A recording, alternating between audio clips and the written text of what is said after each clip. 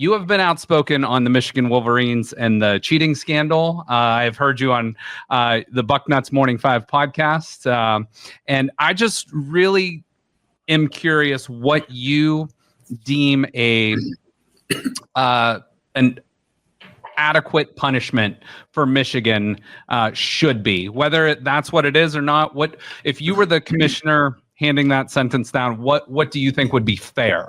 Well, you go back 15 years and Ohio State had the book thrown at it, for the tattoo gate thing with a 1-year postseason ban and a little bit of reduction of scholarships and different things.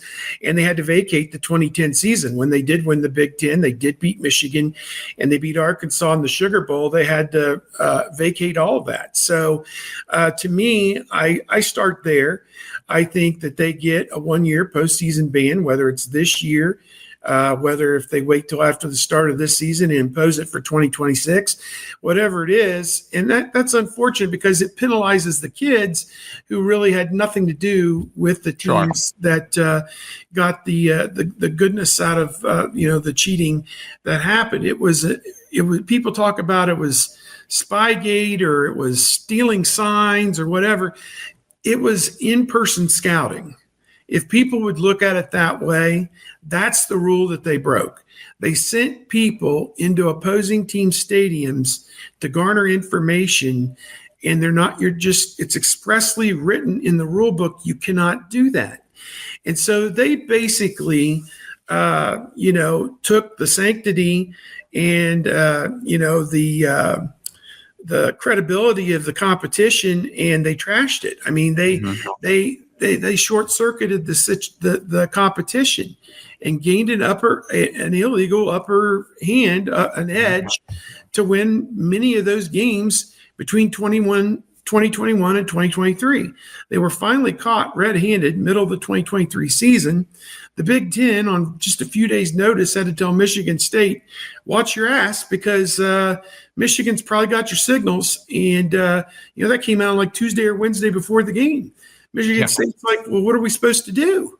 Right. This is how we do it. What are we supposed to do?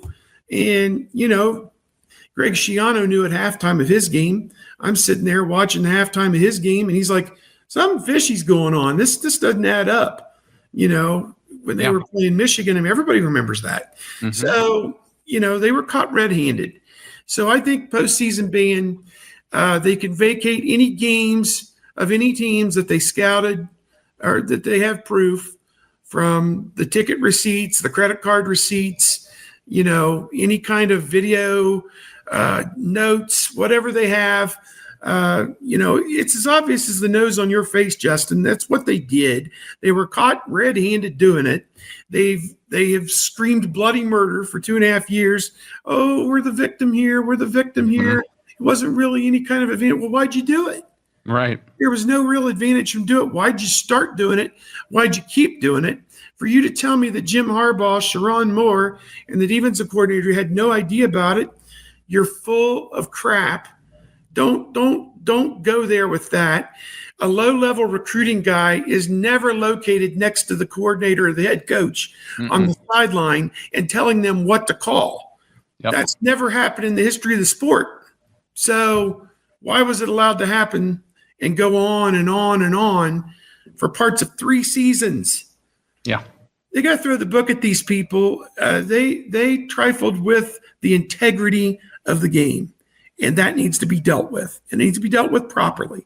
So I say, possibly more of a suspension because his hands are as dirty as anybody. Sure. And then,